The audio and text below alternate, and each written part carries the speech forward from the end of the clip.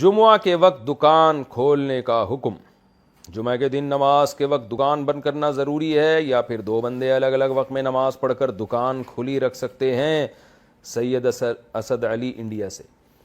سید اسد علی صاحب، ایسا نہیں ہے کہ دو بندے الگ الگ نماز پڑھ لیں. نہیں، قرآن مجید میں اللہ نے حکم دیا ہے، سورہ جمعہ کا دوسرا رکوع، اذا نودی للصلاة من یوم الجمعۃ فاسعوا الی ذکر اللہ یا ایھا الذین آمنوا اذا نودی للصلاة من الجمعۃ فاسعوا الی ذکر اللہ وذروا البیع.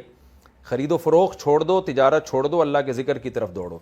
تو اس لیے جمعے کی جب پہلی اذان ہو جائے تو اس کے بعد کاروبار کھولنا جائز نہیں ہے، حرام ہے، گناہ ہے. کاروبار بند کر دیں، دونوں بھائی تمیز سے جا کے نماز پڑھیں. اور پھر اللہ نے کیا حکم دیا؟ فَإِذَا قُضِيَتِ الصَّلَاةُ فَانتَشِرُوا. نماز پوری ہو جائے پھر زمین میں پھیل جاؤ، وَابْتَغُوا مِن فَضْلِ اللَّهِ. پھر کاروبار دوبارہ کھول دو، اللہ کی روزی تلاش کرو. تو یہ غلط